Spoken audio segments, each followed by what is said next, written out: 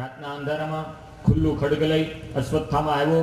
અંધારાની અંદર જે જગ્યાએ નિત્ય પાંડવો સૂતા છે એવું સમજી પાંડવોના પુત્ર દ્રૌપદીના પાંચે પુત્રના મસ્તક અંધારામાં કાપી અને ચોટલીથી પાંચેય મસ્તકને પકડી અને અશ્વત્થામા જતો રહ્યો દુર્યોધનની પાસે. દુર્યોધન પીડાય છે,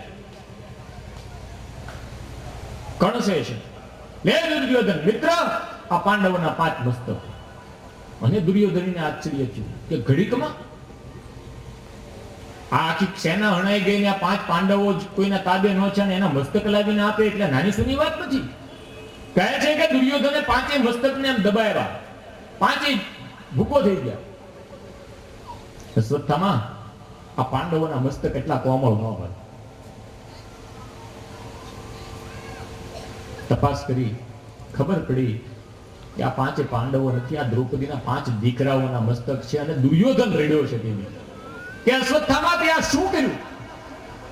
મારા કુળમાં તો હવે કોઈ વધુ નથી. પાંડવોના કુળમાં અમને પાણી પાવા વાળા, અમારા નામે પિંડ અર્પણ કરવા વાળા પાંચ જુવાન જો દીકરા હતા. અમને એનો આશરો હતો કે અમારા નામના પિંડ એ તીર્થમાં જઈને મૂકશે અને અમારી ગતિ થશે, અમારું મોક્ષ થશે. તે એને મારી નાખ્યા.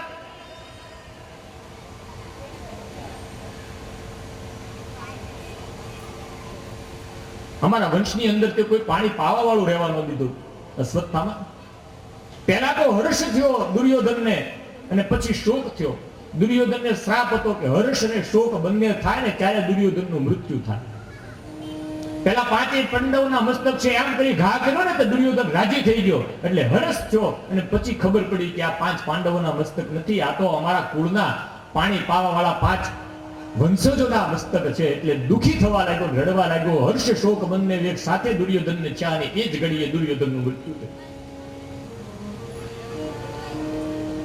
અહીંયા સવાર પડી પાંડવોની છાવણીમાં, જ્યાં દ્રૌપદીના પાંચ શિષ્ય સૂતા છે એ જગ્યાએ જોયું તો લોહીના ખાબોચિયા પડ્યા છે. મસ્તક વિનાના પાંચ ધડ, લોહીનું ખાબોચિયું. પાંડવોને ખબર પડી. દુર્યોધન, અર્જુન, યુધિષ્ઠિર, નકુલ, સહદેવ, ભીમ આદિ આવ્યા. કૃષ્ણ આવ્યા, દ્રૌપદી આવી, કુંતાજી આવ્યા.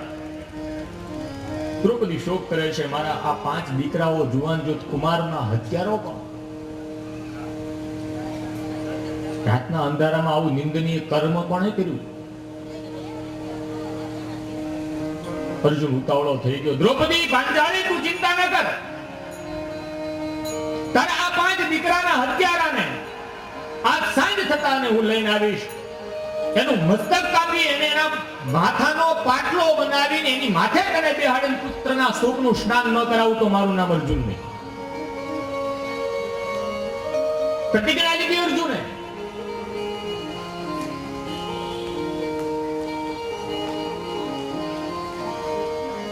કૃષ્ણને કહ્યું, તપાસ કરો કોણ છે કૃષ્ણ. કૃષ્ણ બધું જાણે છે.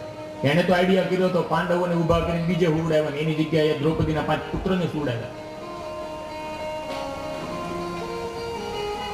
રથ તૈયાર થયો. અર્જુનને કહ્યું, તારા પાંચ પુત્રનો હત્યારો કોણ છે ખબર છે અર્જુન? કોણ? ગુરુપુત્ર અશ્વત્થામા. ઓહો. આ બાજુ અશ્વત્થામાને ખબર પડી કે હવાર પડશે ને આ લોકો કઈ મને મૂકશે નહીં, ખબર પડશે એટલે મારું અચ્યુતમ કેશવમ થવાનું. ભાગતો ફરે, ભાગતો.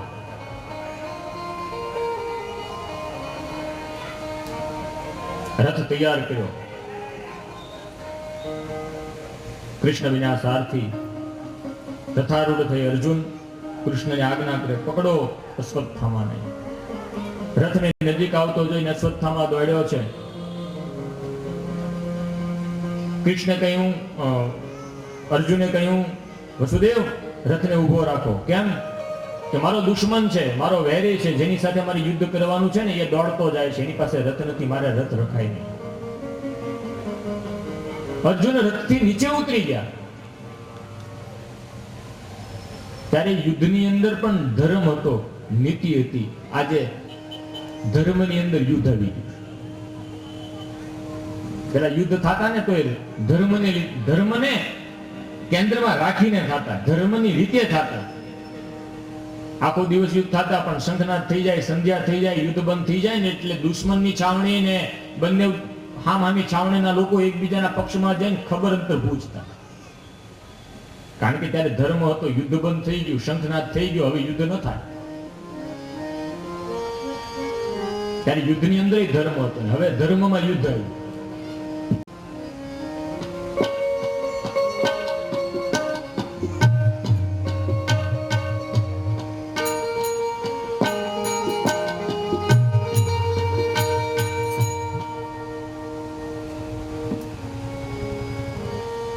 રથથી નીચે ઉતરી અર્જુન દોડ્યો છે અશ્વત્થામાની પાછળ. હમણે પકડાઈ જશે એક વેતનું છેટું અને અશ્વત્થામાનું મગજ છેડી.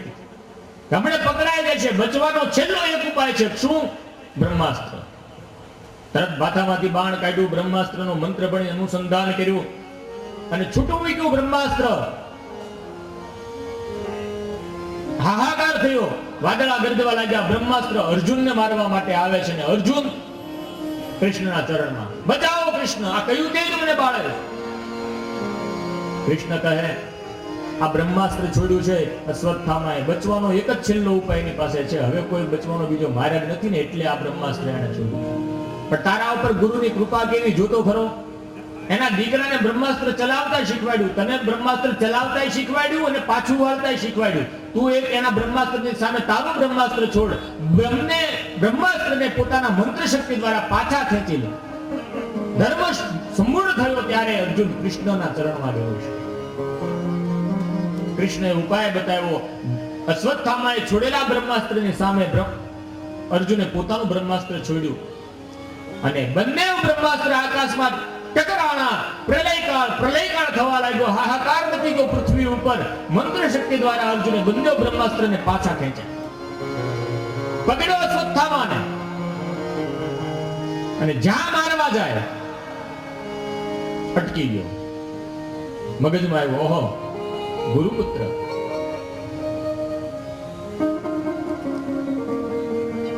ક્રોધના આવેશમાં આવીને ન સાજે એવું વર્તન કરે એ અર્જુન નહીં. ગમે એવી વિકટ પરિસ્થિતિની અંદર પણ જે ધર્મને ટકાવી રાખે ને એ અર્જુન.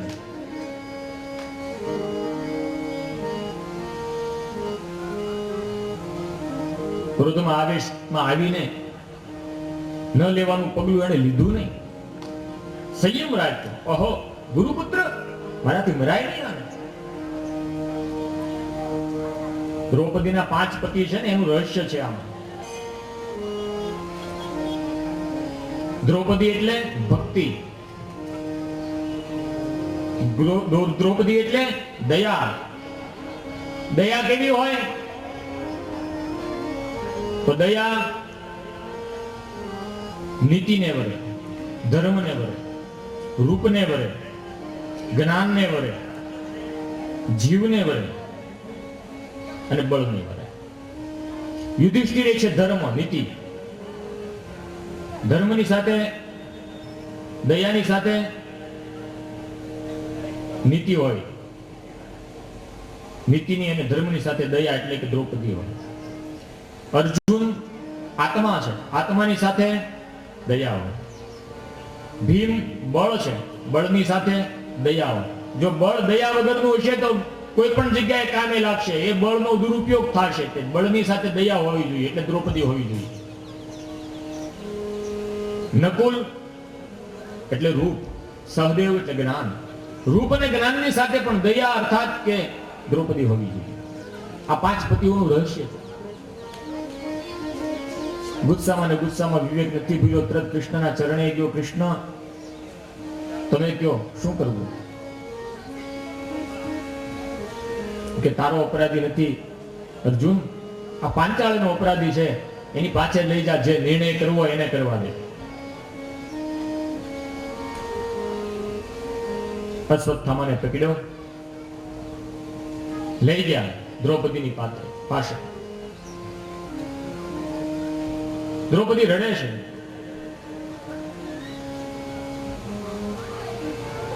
દોરડેથી બાંધી દ્રૌપદીની સામે ઉભો રાખ્યો. અશ્વત્થામાને નીચું મોઢું છે, આતતાઈ છે, સારું કામ કર્યું હોય તો ઊંચું જોઈ શકે ને એવું નિંદનીય કર્મ કર્યું છે તો કોઈની સામે નજરે કેમ મિલાવી શકે?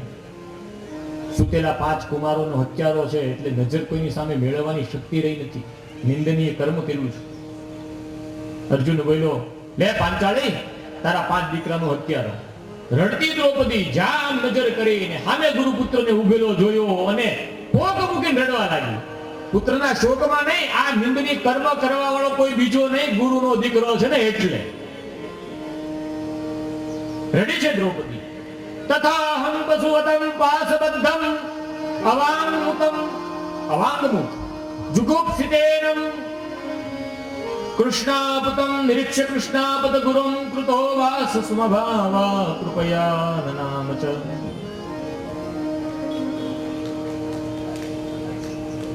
વ્યાસપુત્ર, ઓહો, અશ્વત્થામા ગુરુપુત્ર, મુક્ત કરો આને, મુક્ત કરો. વધારે રડી એનું કારણ પુત્રનો શોક નહીં, પુત્રને મારવા વાળો કોઈ બીજો નહીં, ગુરુનો દીકરો છે એટલે. ઉવાચ ચાસહંતચ્યમ મંદનહં નયનાં સતી મુચ્યતામ એષઃ બ્રાહ્મણો નિતરાં ગુરુઃ. આને મુક્ત કરો, આને મુક્ત કરો. 2 વખત કીધું, પાકું, આઈ એમ શ્યોર. હું આવેશમાં નથી કહેતી, હું પાકું કહું છું, ગુરુનો દીકરો છે એટલે આને મુક્ત કરો, મુક્ત કરો. મુચ્યતામ એષ બ્રાહ્મણમ નિતરા ગુરુ. અહીં દ્રૌપદીને કૃષ્ણએ કૃષ્ણા કઈ સંબોધન કર્યું છે, કારણ કે કૃષ્ણની અંદર દયાનો ગુણ છે ને એવો દ્રૌપદીની અંદર ગુણ છે દયાનો. અહીં 5 દીકરાના હત્યારાને દ્રૌપદી માફ કરી દે છે અને એ જ દ્રૌપદી પહેલા દુર્યોધનને માફ નથી કરતી, દુશાસનને માફ નથી કરતી. મુક્ત કરો અને મુક્ત કરો. દ્રૌપદીએ કહી દીધું મુક્ત કરો. અર્જુને પ્રતિજ્ઞા લીધી છે કે એના મસ્તકનો પાટલો બનાવવાનો, પછી એના ઉપર પુત્ર સુખનું સ્નાન કરાવવાનું. તો હવે આ પ્રતિજ્ઞાનું શું થાય? ધર્મ સંપૂર્ણ થયો અર્જુન પાછો, એટલે કૃષ્ણના શરણમાં પાછો ગયો. જો કૃષ્ણને મૂક્યા નથી, કૃષ્ણના શરણમાં જઈ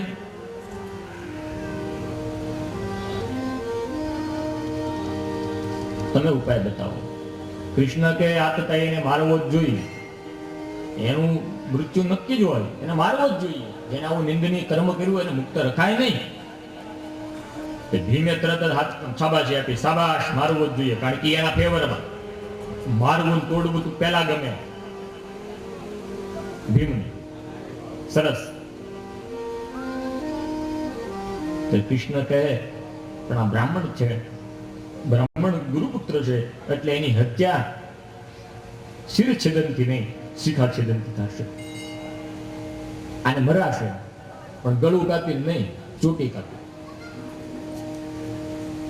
ઇજ્જતદાર વ્યક્તિ હોય ને એનું અપમાન કરો ને તો એના મૃત્યુ બરાબર જ છે.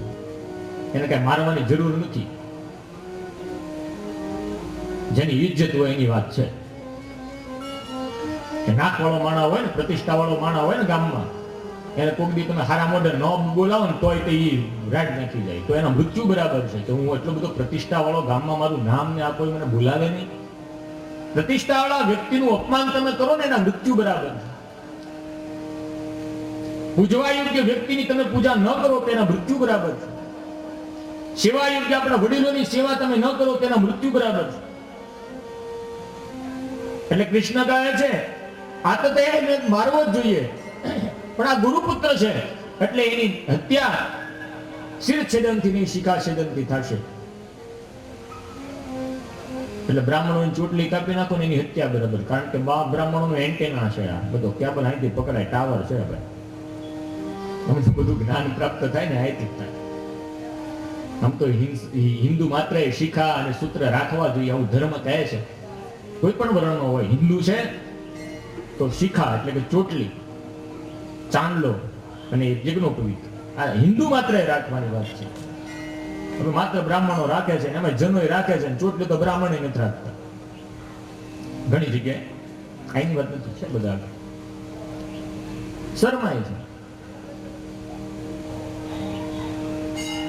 કે તમે અમારી હત્યા શું કરશો, અમે પહેલેથી જ કરી નાખી. આ પછી કોક કાપી નાખે. મારે છૂટું એક વખત 1.5 વર્ષ પહેલા હજમને કઈ ખ્યાલ નહીં રહ્યો હોય તે કાતર મારી દીધી બિચારા. પછી તો ઘણો બીજો કેટલું માફી માંગવા મળે કે તમારા પૈસા નો લઉં, મને દાદા માફ કરી જાવ. પણ બધું બટા ગભરામાં હતું યાર. ઘરની ખેતી છે આવી રહ્યા પાછા. હા બિચારો મોળો પડી ગયો તો આપણે શું કેવું છે? આશ્વાસન તો આપતું કે નહીં? આખી રાત ભૂતો નહીં હોય બિચારો. ભૂલ થઈ ગઈ ખબર નહોતી. મારે કેવું જોઈએ પેલા છૂટું ખરેખર.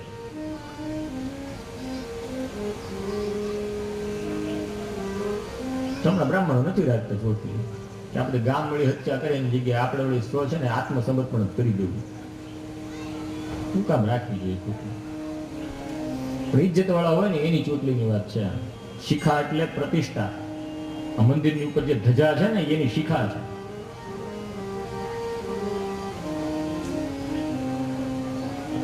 એક ગામમાં એક હરખા ગુના માટે શેઠને અને એક ચોરને બેને પકડ્યા રાજાને. ગુનો હતો ચોરીનો. એટલે ચોરી પકડાયો ને એ જ ગુનામાં શેઠે ગામના પ્રતિષ્ઠા વાળા શેઠે પકડાયા. સિપાહીઓને આજ્ઞા કરી કે આવડા જે ચોર છે ને એને કારાગૃહમાં પૂરી દો ને 100 ચાબુક મારો, જેલમાં પૂરી દો. ઓલા શેઠને ખીજાણા કે તમે તો શેઠ છો, આખા ગામનું તમારે રખોપું કરવાનું હોય, તમારે આ બધાનું સંભાળ લેવાની હોય, તમે થઈને આવ્યા આવા ગુના કરો, ધ્યાન રાખજો. હવેથી બહુ ખખડાવ્યા શેઠને, પછી મુક્ત કરી દીધા. ગામ વાળા બધા જે નગરની અંદર જે સભાની અંદર હતા ને બધા વિચાર કરવા લાગ્યા કે આ રાજા ન્યાય પ્રિય તો ખરો પણ આજે અન્યાય કર્યો. ઓલા ચોરને 100 ચાબુક અને કેદખાનાની સજા. આ શેઠ હતો એટલે મુક્ત કરી દીધો. આ પક્ષપાત કહેવાય રાજાનો. રાજાએ આમાં ન્યાય નથી કર્યો. મુનિમની સુધી વાત ગયા મુનિમના કાને. મુનિમે રાજાને કીધું કે ગામમાં વાત થાય છે કે રાજાએ અન્યાય કર્યો છે, શેઠને મૂકી દીધો. તો રાજા કહે શેઠ મુનિમ ખબર પડવા દે, તું ઉતાવળા નિર્ણય નહીં લે, પ્રજા ભલે જે બોલતી હોય બોલવા દે. રાજા થઈને મેં જે કર્યું ને એ ન્યાય જ કર્યો છે. ઓલાને સજા જે કરવાની હતી ચોરની એ મેં એને જ કરી છે. એ જ સજા આ શેઠ નહીં કરી. મુક્ત ભલે કર્યો, 24 કલાક જવા દે, પછી તું મને કહેજે મારો ન્યાય સાચો કે ખોટો. સવાર થઈને કે રાજા સુધી સમાચાર આવ્યા કે ઓલો જે શેઠ હતો ને એને તમે ઠપકો આપ્યો હતો ને મુક્ત કર્યો ને, એને ઘરે જઈને દોરડું બાંધીને ટીંગાઈ ગઈ, આત્મહત્યા કરી લીધી. કારણ કે નાક વાળો હતો, ઇજ્જત વાળો હતો. એનું કોઈ અપમાન કરે એટલે એને લાગી આવે. જે ખરેખર ઇજ્જત વાળા છે એનું અપમાન તમે કરો એના મૃત્યુ બરાબર. આતતાઈ એને તો મારવો જ પડે, પણ આની હત્યા શિરછેદનથી નહીં શિખા છેદનથી થશે. કહેવાય છે કે અર્જુને પોતાની કટાર વડે અશ્વત્થામાના મસ્તકની અંદર રહેલો મણિ કાઢ્યો છે. અપમાન કરી અને છોડી મૂક્યો. પુત્ર શોકનું સ્નાન દ્રૌપદીએ કર્યું છે. અશ્વત્થામા અપમાનના અગ્નિની અંદર બળતો હતો. આ તરફ અપમાનમાં શોષિત એવો એ અશ્વત્થામા પાંડવોનો આખરી વંશજ એવો અભિમન્યુનો પુત્ર ઉત્તરાના ગર્ભની અંદર પોષાય છે. એને મારવા માટે બ્રહ્માસ્ત્રનું અનુસંધાન બીજી વખત કરે છે. એ વખતે ઉત્તરાનો ગર્ભ બળવા લાગ્યો અશ્વત્થામાના બ્રહ્માસ્ત્રથી, અને 5 પાંડવોને મારવા માટે 5 બાણ છોડ્યા છે અશ્વત્થામાએ. ઉત્તરા દોડતી શ્રી કૃષ્ણના ચરણમાં આવી, પાહી પાહી મહાયોગીન દેવદેવ જગતપતે નાન્યદ ભયં પશ્યાત યત્ર મૃત્યુ પરસ્પરમ પાહી પાહી મહાયોગીન. ત્રાહિમામ કરતી ઉત્તરા દોડી કૃષ્ણના શરણમાં. કોણ છે? અભિમન્યુની વિધવા સ્ત્રી.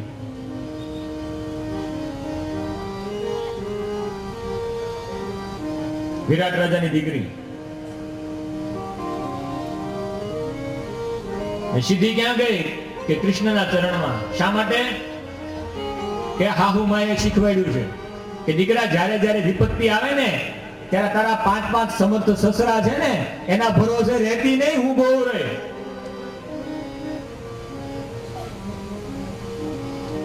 એ ભરી સમાજની અંદર મારા ચીર ખેંચાતા થા અને હું એના ભરોસે બેહી રહી કે મારા 5 પતિ સમર્થ પતિ હમણે બચાવશે ને એ પાંચે બેઠા રહ્યા. ઓલો દુર્યોધન ખટ્ટા હાસ્ય કરતો રહ્યો અને દુશાસન જાંગ પછાડતો રહ્યો. કોઈ મારી મદદે આવ્યું નહીં. દ્વારકા વાળો મારી મદદે આવ્યો.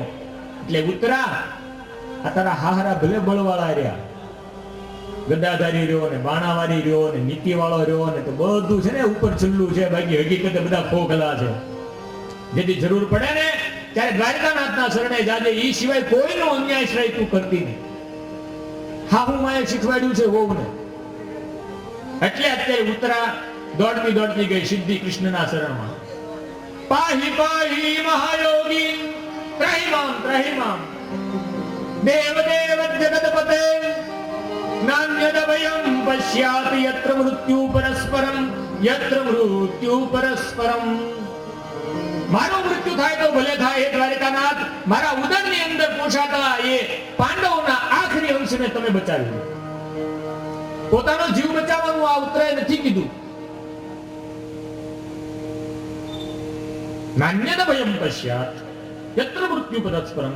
મારું ભલે થાય, હું ભલે મૃત્યુ પામું, પણ જે આખરી નિશાની છે પાંડવ વંશની એને તમે બચાવો. ઉત્તરાની આવી સ્તુતિ સાંભળી અને ઉત્તરાના સહવાસ દ્વારા કૃષ્ણ પરમાત્મા નાનું અમથું સ્વરૂપ લઈ અને ઉત્તરાના ગર્ભની અંદર પધાર્યા છે. ઉત્તરાના ગર્ભની અંદર એ ગર્ભની રક્ષા શ્રી કૃષ્ણએ કરી. દરેક જીવ છે પરીક્ષિત છે અને માના ગર્ભની અંદર રક્ષા પરમાત્મા જ કરે છે. એ દિનાવ મહિના માતાને ઉદરવશા.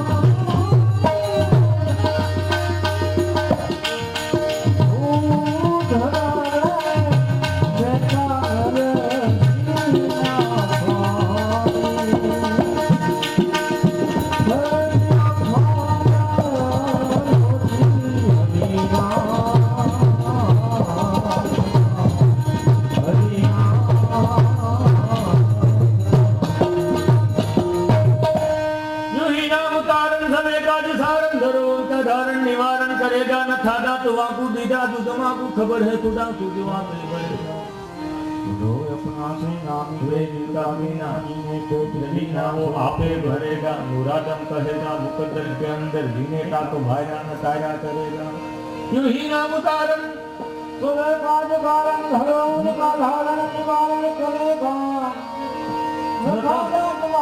दिया दूध माँ को खबर है खुदा को सबर जो धरेगा दूध अपना सिंगाम के दिल का मीना जिन्हें पेट जीना सुनाते भरेगा ए मुरादम कहे जो मुकंदर के अंदर जिन्हें पेट जीना सुनाते ए जेदी चाववाना दांत नહોતા ને મોઢામાંથી માના થનમાં દૂધ હતું ગર્ભની અંદર દરેક જીવ માત્રની રક્ષા એ નારાયણ જ કરે છે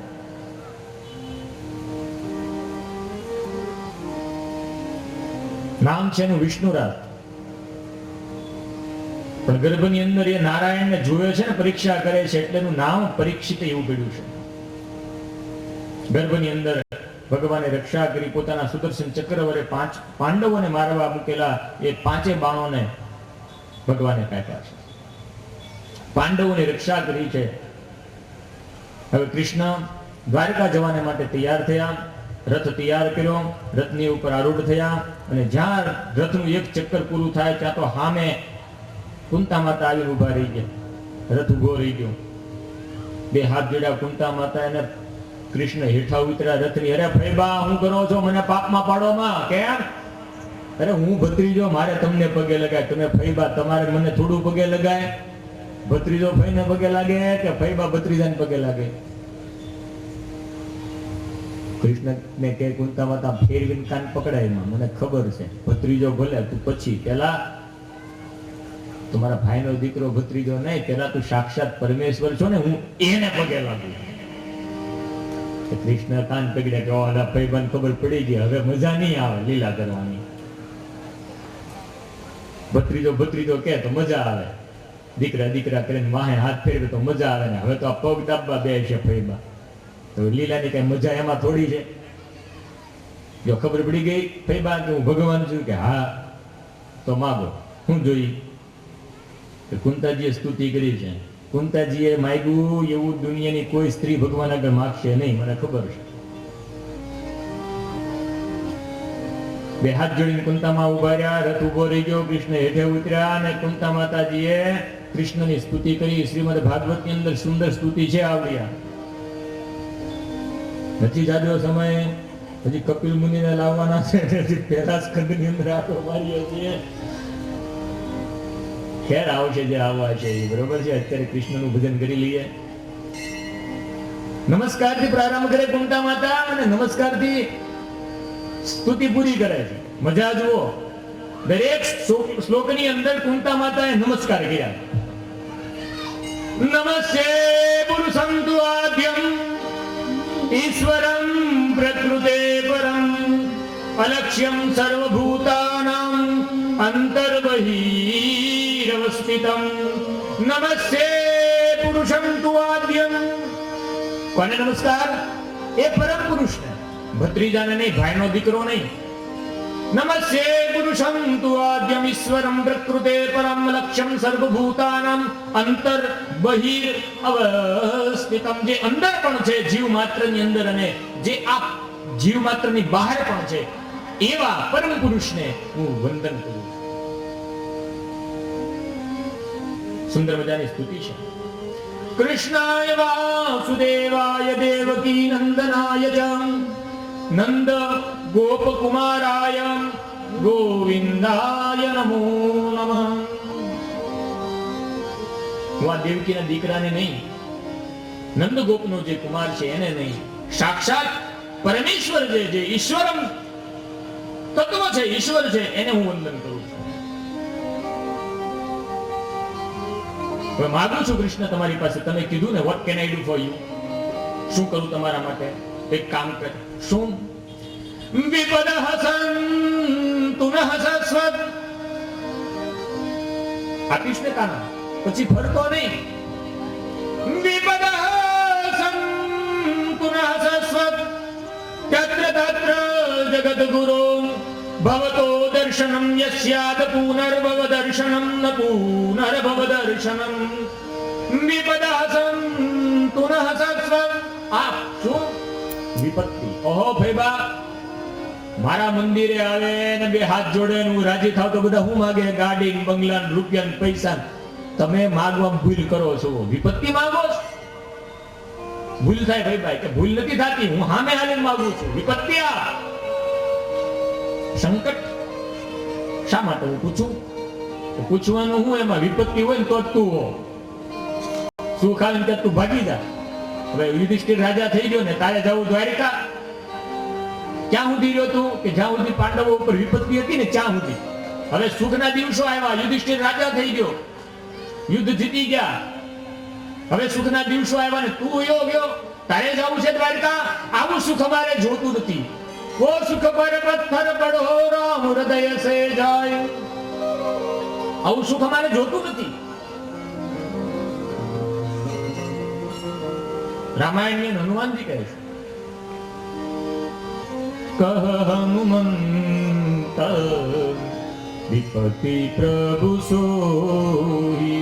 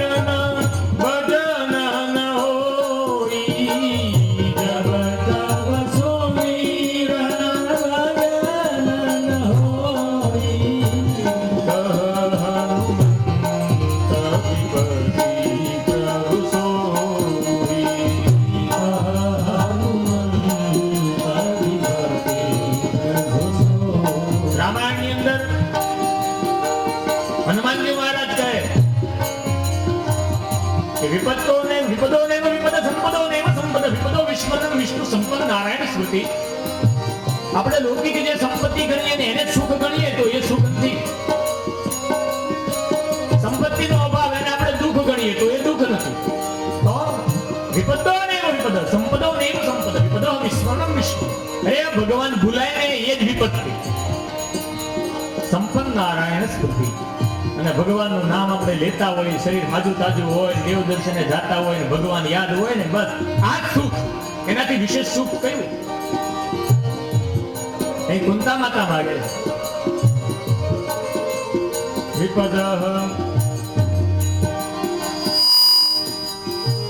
વિપદ સંતુ ન સસ્વત તત્ર તત્ર જગત ગુરુ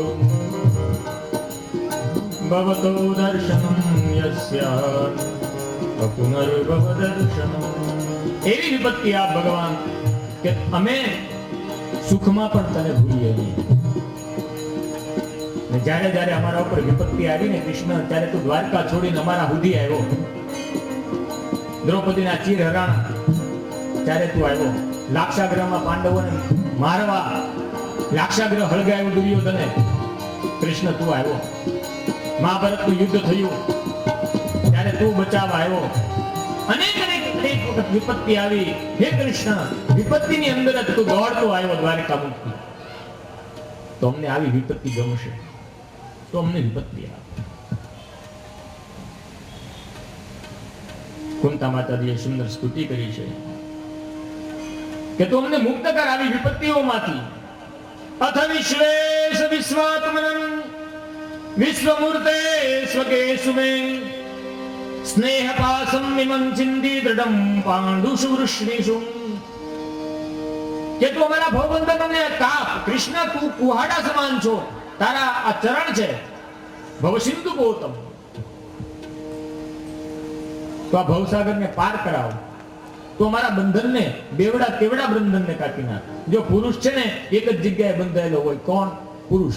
એક જ જગ્યાએ. કઈ જગ્યાએ? કે પોતાના કુળમાં. આ કુકડિયા પરિવારના દરેક આદમી એક જ જગ્યાએ બંધાયેલા. કઈ જગ્યાએ? કુકડિયા પરિવારમાં. તમારા ઘરમાં જે દીકરી આવી છે ને, પૌર્ણિમ તમે જેને લાવ્યા છો ને, એ 3 જગ્યાએ બંધાયેલી. જો પોતાના પિતાના કુળમાં જે ગામથી આવ્યા છો હોય પિયરમાં, અહીંયા હાહરિયા આવ્યા એટલે હાહરિયાના કુળમાં બંધાણા, અને બીજા તમારા મોહાળના ત્રીજા મસાળ કુળની અંદર એ જગ્યાએ બંધાણા. એટલે પુરુષનું બંધન એક વડું, એટલે એને છૂટવું સહેલું છે. એક જ બંધન હોય, એક આંટો મારેલો હોય ને તરત તોડી નાખે. ને સ્ત્રીઓનું બંધન તેવડું બંધન છે, પિતાના ગૃહનું, સસુર ગૃહનું અને મોસાળ ગૃહનું. એટલે 3 ઘરમાં એ બંધાયેલી સ્ત્રી, એનું બંધન છૂટવું અઘરું છે. આ કુંતાજી કહે છે, અથ વિશ્વેશ વિશ્વાત્મનમ વિશ્વમૂર્તે સ્વકે સુમે સ્નેહ પાસમ. સ્નેહ એટલે પ્રેમના બંધનથી હું બંધાયેલી. દ્રઢમ પાંડુષુ વૃષ્ણિષુ, વૃષ્ણિ કુળથી ઉત્પન્ન થયેલા અને પાંડુ કુળમાં વરેલા, એટલે 3 કુળથી હું બંધાયેલી છું. એટલે મારે છૂટવું અઘરું છે. કૃષ્ણ તું જ છોડાવ, નહીતર હું છૂટી નહીં શકું. તો મને મુક્ત કર આ ભવબંધનની અંદરથી. ને અંતિમ શ્લોકની અંદર કુંતાજીએ સ્તુતિ કરી. શ્રી કૃષ્ણ કૃષ્ણ વૃષભાવનિદ્રગમ રાજવંશ દસનાપવર્ગ વીર્યમ ગોવિંદ દ્રો દ્વિજસુરા તિહરા અવતારમ યોગેશ્વરા અખિલ ગુરો ભગવન નમસ્તે. પ્રારંભ નમસ્તે થી. નમસ્તે પુરુષં ત્વાદ્યમીશ્વરં પ્રકૃતે ફલમ લક્ષ્યં સર્વભૂતાનાં હૃદે અંતર્બહિરવસ્થિતં. નમસ્તે થી પ્રારંભ અને સ્તુતિનો ઉપસંહાર નમસ્તે થી. શ્રી કૃષ્ણ કૃષ્ણ વિષભાવનિગ્રજરાજ વંશદસનાપવર્ગ વીર્યમ યો ગોવિંદ ગોત્રજસુરાતિ હરાવતાર યોગેશ્વર અખિલ ગુરો ભગવન નમસ્તે. નમસ્તે નમસ્તે નો સંપુટ બનાવ્યો. આખી સ્તુતિ નમસ્તે દ્વારા કૃષ્ણની કરી. કૃષ્ણ રોકાઈ ગયા કે હવે જવું નથી.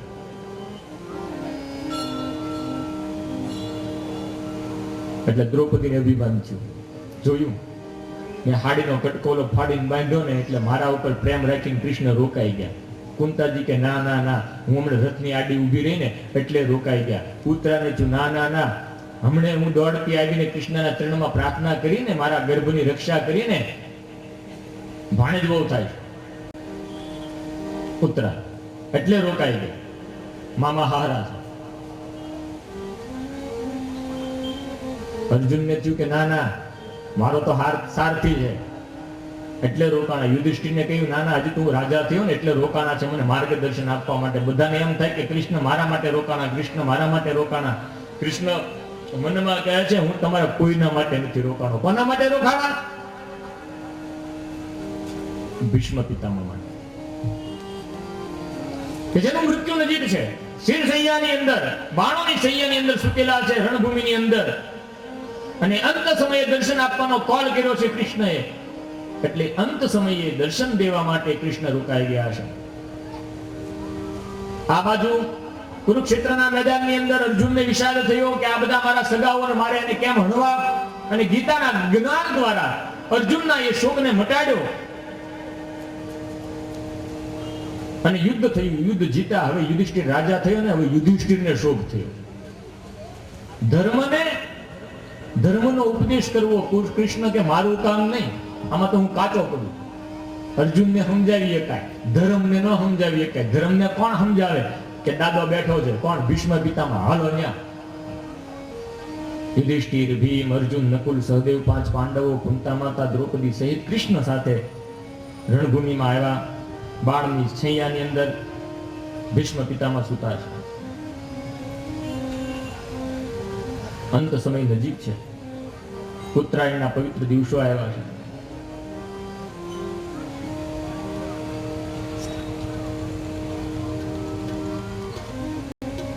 પ્રાણ દેહ ત્યાગ કરવાની તૈયારી છે. જીવનનો સૂર્ય અસ્ત તરફ જાય છે. સંધ્યાકાળ થયો છે. સૂર્ય જીવનના અસ્તાચલ તરફ વળ્યા છે. કૃષ્ણની વાટે ને વાટે આ દેહની અંદર પ્રાણને ભીષ્મ પિતામહે ટકાવી રાખ્યો છે. ઈચ્છા મૃત્યુનો માલિક, મહાભારતનું એક બેસ્ટ ઉત્તમ પાત્ર એવું ભીષ્મ પિતામહ.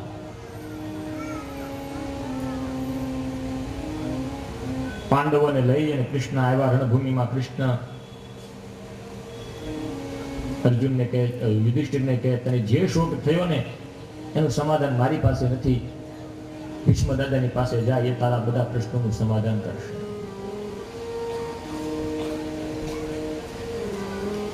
આંખમાંથી દડ દડ દડ દડ દડ આહુડા વયા જાય છે યુધિષ્ઠિરને. શોક થયો. યુધિષ્ઠિરને ભીષ્મ પિતાની પાસે જઈ સાંત્વના આપી. ભીષ્મ પિતામહે રડ નહીં બેટા, આ બધું નિમિત્ત છે, પણ રાજી છું એક વાતે કે મેં મારા પૂર્વજોને જે વચન આપ્યું હતું કે જ્યાં સુધી હસ્તિનાપુરની ગાદી યોગ્ય શાસકના હાથમાં નહીં જાય, મારું હસ્તિનાપુર ચારે બાજુથી સુરક્ષિત નહીં હોય, ત્યાં સુધી હું મારા દેહનો ત્યાગ નહીં કરું. હવે રાજી છું તો મારું હસ્તિનાપુર ચારે બાજુથી સુરક્ષિત છે, હવે મારે મારા પ્રાણનો ત્યાગ કરવામાં કોઈ ચિંતા નથી, હવે હું આરામથી મરી જાઉં. ટીકા છે શા માટે? સંતનુંને વરદાન આપ્યું હતું, વચન આપ્યું હતું કે આજીવન બ્રહ્મચર્યનું પાલન કરીશ, પણ એમ ન માનશો કે હું મરી જાઉં. હસ્તિનાપુર ચારેય દિશાએથી સુરક્ષિત થઈ જાય ને ત્યારે હું મારા મૃત્યુને વાલું કરીશ. તારા હાથમાં હસ્તિનાપુરને જોઉં છું ને યુધિષ્ઠિર, હવે રાજી છું કે હવે હસ્તિનાપુર ચારે બાજુથી સુરક્ષિત છે, હવે મને મરવામાં કોઈ વાંધો નથી. યુધિષ્ઠિરને ભીષ્મ પિતામહે રાજધર્મ, સ્ત્રી ધર્મ, આપદ ધર્મ, મોક્ષ ધર્મ, બધા ધર્મનું વિસ્તૃત નિરૂપણ શ્રીમદ ભાગવતના 9મા પ્રથમ સ્કંદના 9મા અધ્યાયની અંદર કર્યું છે. ધર્મને ધર્મનો ઉપદેશ આપ્યો ભીષ્મ પિતામહે. જુઓ કેવું જ્ઞાન છે ભીષ્મ પિતામહને, કે ધર્મને ધર્મનો ઉપદેશ આપવો કઈ નાની અમથી વાત છે? જ્યાં ધર્મ ઉપદેશ કરે ને ત્યાં ખડખડાટ ખડ ખડ ખડ ખડ ખડ ખડ દ્રૌપદી હસવા લાગી. આવો વિવેક! અર્જુને જોયું દ્રૌપદીની સામે, આંખો કાઢી, દાદો મરવા પડ્યો, તું હા હા હા હા કરી. આવો વિવેક કરાય ત્યારે અવિવેક પુત્ર વધુ થઈ હસે છો? યુધિષ્ઠિરને ભીષ્મ પિતામહે રોક્યા, બેટા કહેવા દે, આની પાછળનું કઈક કારણ છે, બેટા શા માટે હસી? ભીષ્મે પૂછ્યું. એટલે હવે દ્રૌપદી આખા બોલી છે. હા, દ્રૌપદી જેટલા વાચાળ છે ને, રામાયણના સીતા બહુ મૌન છે, જ્યારે મહાભારતની દ્રૌપદી વાચાળ છે, એ બોલ્યા વગર રહી જ નથી શકતી. દુર્યોધનને કીધું તું, એક ખેબુ આવ્યું પાણી ખાબોચિયામાં પડ્યો ને કીધું કે આ આંધળાના દીકરા આંધળા જ હોય ને, એ તો મજાકમાં કીધું તું, આખું મહાભારત સર્જાણું. બોલ્યા વગર નથી રહેતા. જો રામાયણમાં સીતા કંઈક બોલ્યા હોત તો રામાયણ નો થયું હોત, અને મહાભારતમાં દ્રૌપદી મૂંગાર્યા હોત તો મહાભારત નો થયું હોત. આપણી ત્યાં બે કહેવત છે, બોલે ના બોર વેચાય, ન બોલવામાં નવ ગુણ. પણ કઈ કહેવત ક્યાં વાપરવી ને એનો વિવેક હોવો જોઈએ. સીતાજી ન બોલ્યા એટલે ન જ બોલ્યા, એટલે રામાયણ થઈ. મહાભારતની દ્રૌપદી બોલ્યા વગર ન રહી, ક્યાં બોલ્યા એમાંથી થયું. એટલે આપણે ક્યાંક ક્યારેક ઝઘડા થાય, ન બોલવામાંથી થાય ને તો કે જો રામાયણ આદરી, ને કઈક બોલવામાંથી થાય ને તો કે જો મહાભારત આદર્યું હોય. જો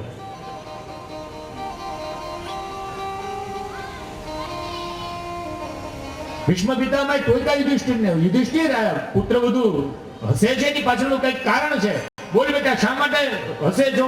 એટલે દ્રૌપદીએ બોલ્યા, હા હા દાદા દાદા, આ ઉંમરે ભરવા પડ્યા ને એવી જ્ઞાનની મોટી મોટી વાતો, અમારા ચીર ખેંચાતા હતા ભર સભામાં, ત્યારે આ જ્ઞાન ક્યાંય ગયું હતું? ત્યારે આવી ડાઈ વાત કરો છો, એ બધું ક્યાં હતું? ત્યારે કેવું હતું ને, અત્યારે વાચા ફૂટી. ભીષ્મ દાદા કહે છે, બેટા ત્યારે છે ને દુર્યોધનનું અન્ન મારા પેટમાં હતું, એટલે કાંઈ નતો બોલી શકતો. દ્રૌપદી કીધું, ક્યાં અમારે ઘરે અત્યારે 84 માંડી તમે જમવા આવ્યા, અત્યારે બોલો છો? અમે ક્યાં તમને જમાડ્યા? કે હવે એ કે ના બેટા, હજી દુર્યોધનનું અન્ન મારા પેટમાં હતું ને, એનાથી જે લોહી બન્યું હતું ને, આ તારા ભરથારે જે બાણ માર્યા ને, એના છિદ્ર દ્વારા બધું લોહી હવે વહી ગયું. હવે દુર્યોધનના અન્નમાંથી જે લોહી બન્યું હતું ને, એ બધું તો નીચો વહી ગયું, એટલે હવે જ્ઞાન ફૂટ્યું છે.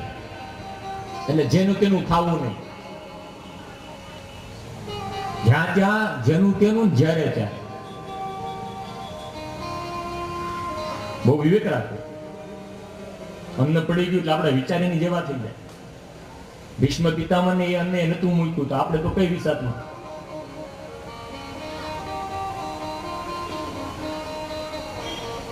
જ્ઞાનનો ઉપદેશ કર્યો યુધિષ્ઠિરને. ભીષ્મ પિતામહે સ્ત્રી ધર્મ, રાજધર્મ, આપદ ધર્મ, મોક્ષ ધર્મનું વિસ્તૃત નિરૂપણ કર્યું. અને સામે દ્વારકાનાથ ઉભો છે. હવે વાણી દ્વારા દ્વારકાધીશનું સ્વાગત કરે છે ભીષ્મ પિતામહ. ઉદ્ધવરેતા મહાત્મા, મહાભારતનું ઉત્તમ પાત્ર. અંત સમયે કૃષ્ણને સામે ઉભેલા જોઈ અને એ મૂછમાં મલકાતા મલકાતા ભીષ્મ પિતામહે વાણીથી ઉદ્ધવરેતા મહાત્માએ કૃષ્ણનું સ્વાગત કર્યું.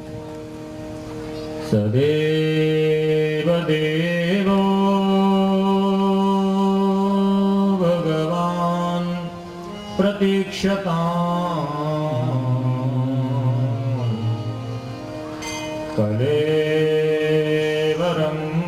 યાય યુદોનુતોમ્યહં પ્રસન્નહાસારુણલોચનોલ્લસં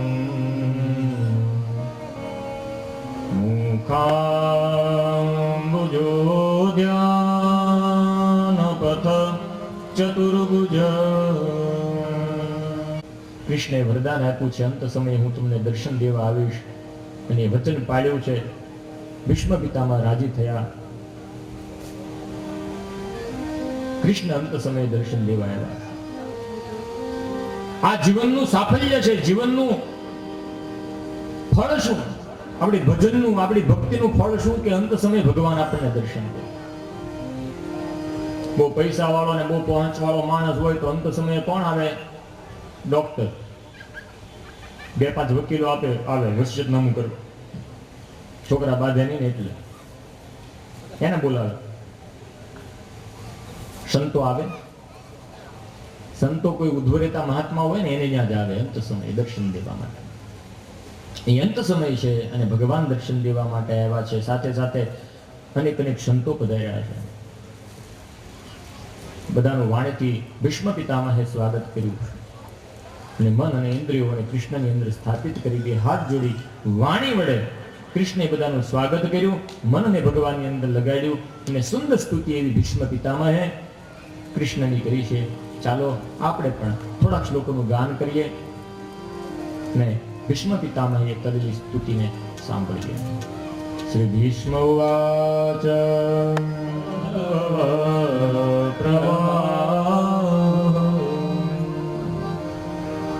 ભીષ્મ પિતામહે શું બા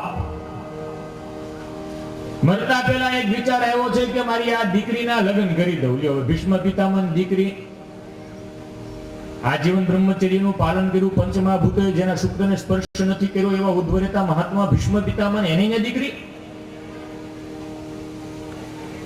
કે ભાઈ સાંભળવામાં ભૂલ થાય. એ કે સાંભળવામાં ભૂલ નથી, શ્લોકને સમજવામાં ભૂલ છે. શું છે કે ઇતિ મતિ રૂપ કલ્પિતા વિતૃષ્ણા.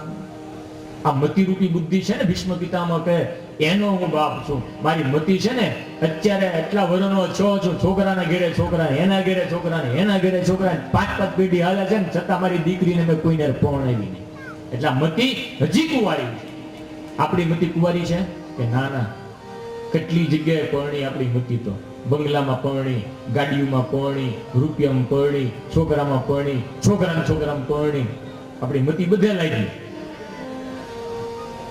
વ્યાજ તો વાલું હોય પણ વ્યાજનું વ્યાજે વાલું હોય. એટલે છોકરાની અંદર છોકરા, એના પ્રેમ, એના છોકરામાં પ્રેમ. એટલે આપણી મતિ કેટલી જગ્યાએ પરણી. ઘડીક રૂપિયા પૈસાની થઈ, ઘડી ગાડી બંગલાની થઈ, ઘડી મોટરોની થઈ, ઘડી છોકરાઓની થઈ, ઘડી હગાવાલાની થઈ. આપણી મતિ કુંવારી નથી. ભીષ્મ પિતામહ શું કહે?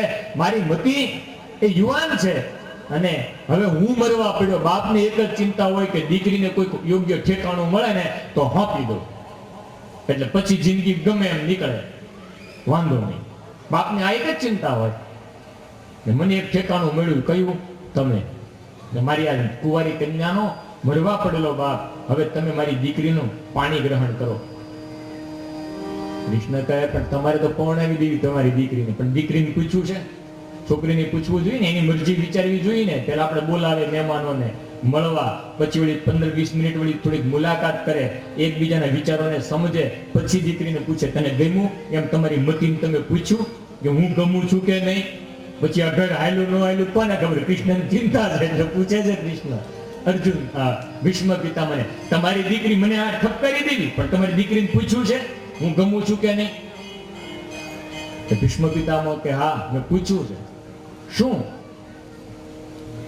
ત્રિભુવન કમલમ તમાલવર્ણમ રવિકરગોરવરાંબરમ દદાને વપુરલકકુલા વૃતાનનાબ્જમ વિજય સખેરતિરસ્તુ મે નવદ્યા. દીકરીને તમે ગમો છો એમ કઈ રીતે? કે દીકરીને તો હું જોઈ હેન્ડસમ છે કે નહીં, બસ એટલું જ જોવે. છોકરીઓને પૂછજો, વિવાહ યોગ્ય હોય ને તમે કઈક વળી વાત નાખી હોય ને કોઈકની યારે, તો દીકરીને પૂછો ને એટલે એ લગભગ રૂપાળો હોય ને તો હા પાડી, એનું કઈ ફ્યુચરનું બેકગ્રાઉન્ડ કઈ જોવે નહીં. કન્યા વરયતે રૂપમ, જો આ પસંદગીના ધોરણ ક્યાં ક્યાં હોય ને એ તમને કહું. કન્યા હેને વરે રૂપને, કન્યા વરયતે રૂપમ માતા વિત્તમ. કન્યાની માં શું જોવે?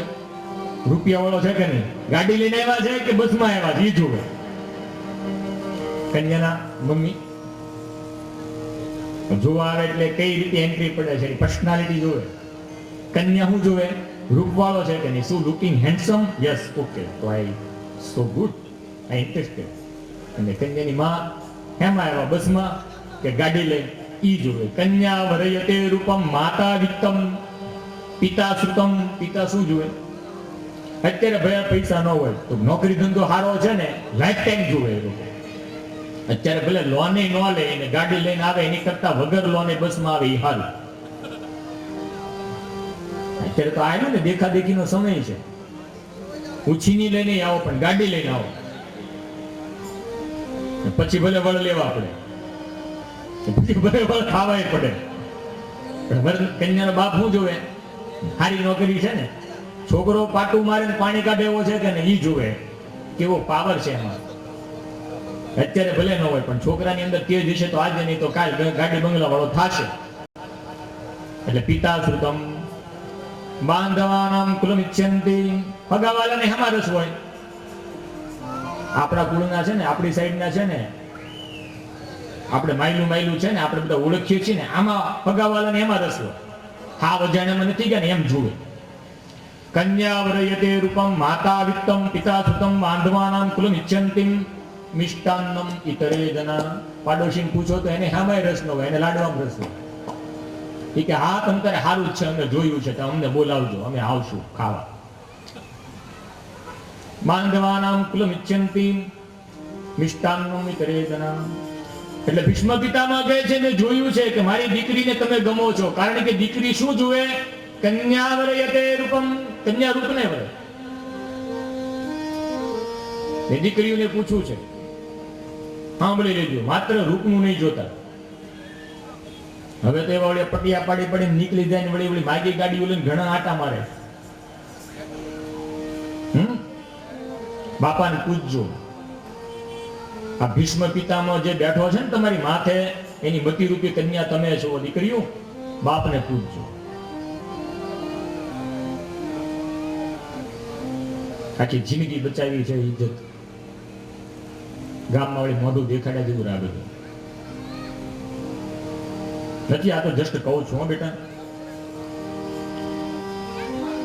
કન્યા રૂપને વરે છે. એ એક દીકરીને જોવા આવ્યા. છોકરો હેન્ડસમ, રૂપાળો, ગુણવાન, ગાડી બંગલા વાળા, એકનો એક દીકરો, સારી જગ્યાએ ભણેલો, સારી નોકરી, લાખો રૂપિયા પગાર, બાપાની સારું બેકગ્રાઉન્ડ, ઇજ્જત વાળા. કે માએ દીકરીને પૂછ્યું બોલો મુહૂર્ત જોયો? રૂપાળો એ સારો? હા. ગમ્યો? ના પડે. હું વાત કરે, આવો રૂપાળો દીકરો તને ગમતો નથી છોકરો?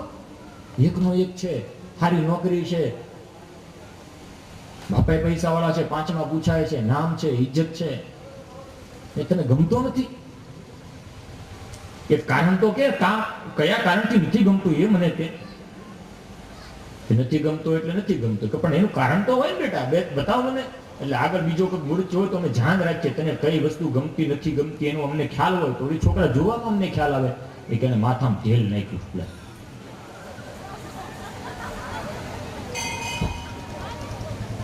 માથામાં તેલ નાખ્યું તો હવે ગમતો નથી છોકરો.